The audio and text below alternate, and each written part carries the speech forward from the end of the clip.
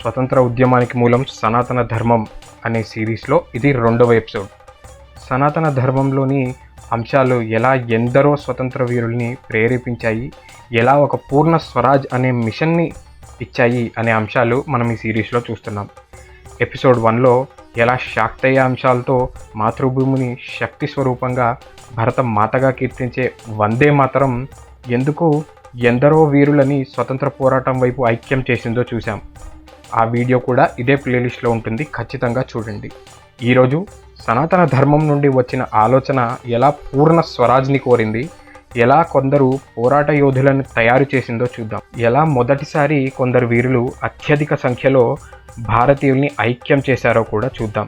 1857 పోరాటం తర్వాత బ్రిటిష్ వారికి ఒకటి క్లియర్గా అర్థమైంది, ఇలా ఎన్నో విప్లవాలు తిరుగుబాటులు అవుతాయని.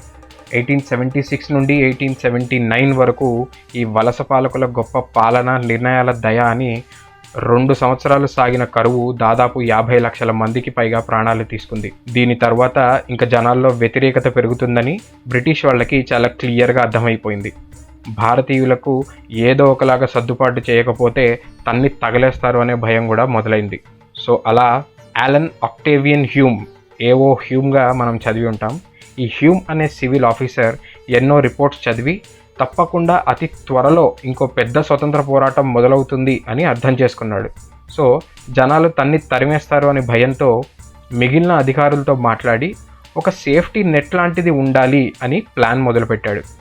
1885లో అప్పటి సమాజంలో బాగా చదువుకున్న పేరున్న కొంతమందిని కలిసి వాళ్లతో ఒక కామన్ ప్లాట్ఫామ్ తయారు చేయాలని 72 మంది జాగ్రత్తగా ఎంపిక చేసుకున్న కొంతమందితో ఒక ప్రైవేట్ సమావేశం పెట్టాడు. ఆ సమావేశ ఫలితమే ఏవో హ్యూమ్ తయారు చేసిన సేఫ్టీ నెట్. దాని పేరే ఇండియన్ నేషనల్ కాంగ్రెస్. ఇందులోని సభ్యులందరూ భారతీయులు అయినప్పటికీ కూడా ఇంగ్లీష్ భావజాలాలు ఉన్నవాళ్లే. సో ఒకవేళ ఏదైనా తిరుగుబాటు జరిగినా వీళ్ళని ప్రజాప్రతినిధులుగా ఉంచి కాపాడుకోవచ్చు అనే ఏవో హ్యూమ్ ఆలోచన ఇది. అంటే కుదిరినంతగా బ్రిటిష్ వాళ్ళకి విశ్వాసంగా ఉండే ఒక బ్యాచ్ని సేఫ్టీ కోసం తయారు చేసి ఒక ప్లాట్ఫామ్ ఇచ్చారనమాట. కానీ ఏవో హ్యూమ్ అనుకున్నట్టు ఆ లాయలిస్ట్ బ్యాచ్ ఉన్నప్పటికీ 1890 నుండి సభ్యులు పెరుగుతూ ఉండగా ఈ పార్టీలో 3 సింహాలు అడుగుపెట్టాయి. హ్యూమ్ సేఫ్టీ నెట్ని చీల్చి చెండాడి పడేశాయి. బ్రిటిష్ భావజాలం ఉన్న వాళ్ళుంటే పనికొస్తారు అనుకున్నాడు, కానీ పూర్ణ స్వరాజ్ కోరే యోధులు కూడా పార్టీలో చేరుతారు అనుకోలేదనుకుంటా. ఇంతకీ ఆ 3 సింహాలు ఎవరో తెలుసుగా?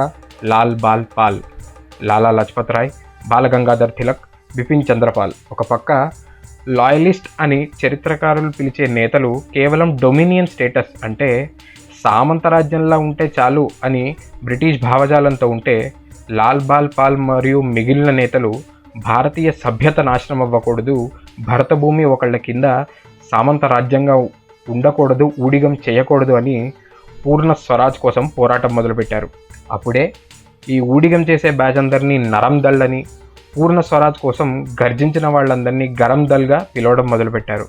పూర్ణ స్వరాజ్ కోసం తీవ్రంగా ప్రతిపాదన చేస్తున్న వీళ్ళని అప్పటి వరకు కొందరు ఎక్స్ట్రీమిస్ట్ అన్నారు, కానీ ఎందరో అసలైన దేశవీరులు వీళ్ళని నేషనలిస్టులుగా గుర్తించారు. అలాగే ఈ డొమినియన్ స్టేటస్ చాలు అనుకునే వారిని బ్రిటిష్ వారి లాయలిస్ట్గా పిలిచేవారు. మనం కూడా ఇప్పుడు లాయలిస్టు, నేషనలిస్టు అనే పదాలే వాడదాం వీళ్ళకి. ఈ పూర్ణ స్వరాజ్ కోసం వీళ్ళు పోరాడకపోయింటే భారతదేశ పరిస్థితి ఎలా ఉండేదో ఏమో. అప్పటికి స్వతంత్రం తర్వాత ఈ లాయలిస్ట్ బ్యాచ్ వాళ్లే అధికారంలో ఉండేసరికి 47లో ఫ్రీడమ్ వచ్చినాక కూడా దాదాపు 10 ఏళ్ల పాటు బ్రిటిష్ వాళ్ళ ఆధిపత్యంలోనే ఇండియన్ నేవీ మగ్గింది. ఈ విషయం కూడా ఎంతమందికి తెలుసో తెలీదో మరి. సో ఇంతకీ ఈ అంశాలు సరే, ఇక్కడ సనాతన ధర్మం గురించి ఏది అని అనుకుంటారేమో. అది ఎలా ప్రేరణ అయ్యిందో చూడండి. అప్పటి చరిత్రకారులు వాళ్ళ సొంత ఉద్దేశాలతో ఏం చిత్రీకరించారో, కానీ సనాతన ధర్మం, సభ్యత పునరుద్ధానం అనేది కూడా స్వతంత్ర పోరాటంలో కలిసే సాగాయి. ముఖ్యంగా రెవల్యూషనరీస్లో సనాతన ధర్మం ఇన్ఫ్లుయెన్స్ అనేది చాలా ఉంది. ఆ ఇన్ఫ్లుయెన్సే దేశం ఎలా ఉండాలో అని వీళ్ళకి విజన్ని కూడా, అది ప్రథమంగా జనాలని ఒక తాటికి తెచ్చిన లాల్ బాల్ పాల్ వంటి వారైనా, ఆయుధాలు పట్టి విప్లవకారులైన వారైనా సరే ఈ ప్రేరణతో వచ్చిన వారే. కన్ఫ్యూజ్ అవ్వక్కర్లేదు, దాని అర్థం వీళ్ళేదో మత పిచ్చితో చేశారనో, వాళ్ళ పోరాటంకి మతం రంగు పూయాలనో అస్సలు కాదు.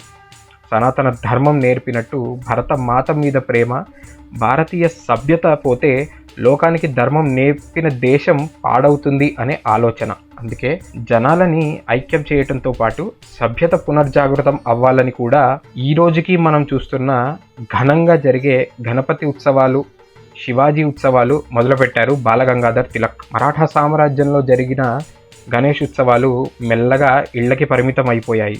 అందుకే 1892లో లోకమాన్య తిలక్ పునఃప్రారంభించారు. 1896లో శివాజీ ఉత్సవాలు కూడా మొదలుపెట్టారు.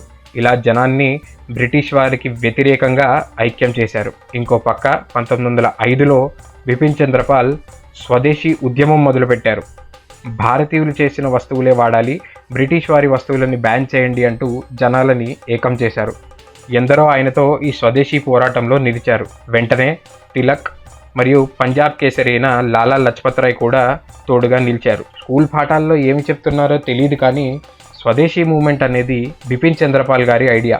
మామూలుగా ఒక్కోసారి ఎంకే గాంధీ చేసినట్టు మనకి గుర్తుండే అవకాశం కూడా ఉంది, కానీ ఇది తరువాత సంవత్సరాల్లో మళ్ళా మొదలైన విషయం. న్యాయంగా క్రెడిట్ బిపిన్ చంద్రపాల్కి వెళ్ళాలి కాబట్టి చెప్తున్నామంతే. ఈయన వందే మాతరం అనే ఒక పత్రిక కూడా నడిపారు. అందులో ఒక ప్రముఖ క్రాంతివీరుడు కూడా రచనలు చేశారు. అది ఎవరో మనం ఆగస్టు 15న వచ్చే ఎపిసోడ్లో చూద్దాం. అప్పటికే ఇండియన్ నేషనల్ కాంగ్రెస్లో క్లియర్గా ఈ లాయలిస్ట్ అండ్ నేషనలిస్ట్ అనే 2 బ్యాచ్లు తయారైపోయాయి. 1907లో ఒక సమావేశంలో నాగపూర్లో అయితే తిలక్ గారికి అడ్వాంటేజ్ అవుతుంది అని కావాలని గుజరాత్కు మార్చారు. ఆ సమావేశ సమయంలో లాయలిస్ట్ నేతలు ఉన్న లగ్జరీ టెంట్లకి, నేషనలిస్ట్ నేతలు ఉన్న ధర్మశాలలకి తేడా అనేది చాలా స్పష్టంగా కనిపిస్తుంది. అందులోనే ఆ భావజాలంలోనూ ఆలోచనలోనూ ఉన్న తేడా కూడా స్పష్టంగా కనిపిస్తుంది. 1928లో సైమన్ కమిషన్ అని వినే ఉంటారు మీరు. దానికి వ్యతిరేకంగా లాలా లజపత్ రాయ్ సైమన్ గోబ్యాక్ అనే నినాదం మొదలుపెట్టి వ్యతిరేకత తెలుపుతూ ఎందరో జనాలని ముందుకు నడిపారు. తెలుగువారు ఎలా అయితే బ్రిటిష్ వాళ్ళని దమ్ముంటే నా గుండెల్లో కాల్చరా అని అదరగొట్టిన టంగుటూరి ప్రకాశం పంతులు గారిని ఆంధ్రకేసరి అని పిలుస్తారో, అలాగే పంజాబ్ వారు కూడా లాలా లజపత్ రాయ్ను ప్రేమగా గర్వంగా పంజాబ్ కేసరి అని పిలుస్తారు. ఈ సింహాలు ఇద్దరూ కూడా సైమన్ గోబ్యాక్ అనే పోరాటంలో ముఖ్య భాగం వహించడం అనేది కోయిన్సిడెన్సే అంటారా? నేనైతే భరతమాత దీవెన అంటాను. ఇలా లాల్ బాల్ పాల్ ముగ్గురు అనుచరులతో పూర్ణ స్వరాజ్ పోరాటం చేస్తున్న టైంకి యువత చాలామంది స్వతంత్ర ఉద్యమంలో చేరటం మొదలుపెట్టారు. చాలా చోట్ల యువ రెవల్యూషనరీలు ఆయుధాలు పట్టడం కూడా మొదలుపెట్టారు. తిలక్ ఇచ్చిన ఇన్స్పిరేషన్తో సర్దార్ అజిత్ సింగ్ అనే క్రాంతికారుడు భారత్ మాతా సొసైటీ, భారత్ మాతా పత్రిక అనేవి మొదలుపెట్టి బ్రిటిష్ వారు పంజాబ్ రైతులకు చేస్తున్న అన్యాయంపై పోరాడాడు. 1909లో బ్రిటిష్ వారి నుండి తప్పించుకుని బయట దేశాల నుండి స్వతంత్రం కోసం వేరువేరు దేశాల్లో స్వతంత్ర వీరులని పోగు చేశాడు. అలా యూరోప్లో నేతాజీకి కూడా సహాయం చేశాడు అజిత్ సింగ్. 38 ఏళ్ళు అలా అజ్ఞాతంలో గడిపి స్వతంత్ర పోరాటం చేస్తూనే ఉన్నాడు. 1946లో భారత్కు తిరిగి వచ్చి 15 ఆగస్టు 1947లో స్వతంత్ర భారతదేశంలో ప్రాణాలు విడిచాడు. ఆర్య సమాజ్ సిద్ధాంతం, బాలగంగాధర్ తిలక్ జాతీయ సిద్ధాంతాలు సర్దార్ అజిత్ సింగ్ని చాలా ప్రేరేపించాయి. ఈ సర్దార్ అజిత్ సింగ్ అన్న కొడుకే మనందరికీ తెలిసిన షహీద్ భగత్ సింగ్. అజిత్ నమ్మిన అవే సిద్ధాంతాలు భగత్ సింగ్ని కూడా ఇన్స్పైర్ చేశాయి, యుద్ధం వైపు ప్రేరేపించాయి. ఇలా 1890 సమయానికి దామోదర్ హరి చాపేకర్, బాలకృష్ణ హరి చాపేకర్, వసుదేవ్ హరి చాపేకర్ అనే 3 సోదరుల్లో స్వతంత్ర కాంక్ష పెరిగింది. వారి అనుచరులైన మహదేవ్ రనాడే, షాథేలతో కలిసి బ్రిటిష్ అక్రమాలకి వ్యతిరేకంగా డబ్ల్యూసి ర్యాండ్ అనే ఆఫీసర్ని కాల్చిపడేశారు. స్వతంత్రం కోసం బ్రిటిష్ అన్యాయానికి వ్యతిరేకంగా ప్లేగ్ సమయంలో సెర్చ్ చేయాలి అంటూ గుళ్లను పాడు చేయడం, విగ్రహాలు పగలగొట్టడం వంటి చర్యలకు బుద్ధి చెప్పడానికే ఇలా చేసినట్టు దామోదర్ చాపేకర్ ఆయన స్టేట్మెంట్లో ధైర్యంగా చెప్పారు. 1899లో ఈ సోదరులను, వాళ్ళ అనుచరులని ఉరితీశారు. ఈ సంఘటన అప్పటికే స్వతంత్ర జ్వాల రగులుతున్న ఒక వీరుడిని తీవ్రంగా గాయపరిచింది. ఆ వీరుడు ఎన్నో రోజులు నిద్రపోలేదు. తరువాత తన ఇంటి దైవమైన భవానీమాత గుడికి వెళ్ళి ఆ మాత సాక్షిగా భారతదేశం స్వతంత్రం కోసం ఆయుధం పట్టి తన జీవితాన్ని అంకితం చేస్తాను అని ప్రతిజ్ఞ చేశాడు ఆ యువ వీరుడు. ఈ వీరుడు ఎవరు? రెవల్యూషనరీస్లో మొదటి వీరుల్లో ఒకడుగా ఎలా ఎదిగాడు? నెక్స్ట్ ఎపిసోడ్లో చూద్దాం. ఈ వీడియోని మీ బంధుమిత్రులతో, అతి ముఖ్యంగా విద్యార్థులతో, యువతతోటి షేర్ చేయండి. మన ధార్మిక చైతన్యం ఈ దేశ రక్షణకి, ఈ దేశ స్వాతంత్రానికి ఎలా పునాది నాటిందో మరింత మందికి తెలిసేలాగా ఈ వీడియోని షేర్ చేయండి. యూట్యూబ్ మరింత మందికి వీడియో చూపించేలాగా లైక్ చేయండి. కమెంట్స్లో జై హింద్, వందే మాతరం అని మీ మద్దతు తెలపండి. సనాతన వజ్రకి సబ్స్క్రైబ్ చేసుకుని కొత్త వీడియోస్ నోటిఫికేషన్ కోసం బెల్ ఐకాన్ని క్లిక్ చేయండి. మీ సపోర్ట్ అందించండి. ఇంకో వీడియోలో మళ్ళీ కలుద్దాం. జై శ్రీరామ్, జై భారత్.